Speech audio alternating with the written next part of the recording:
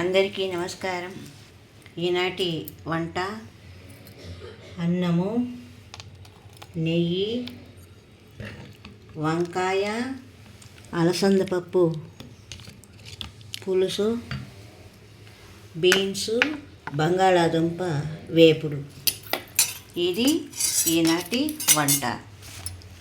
శనివారం కాబట్టి భగవన్నామ స్మరణ చేసుకుందాం.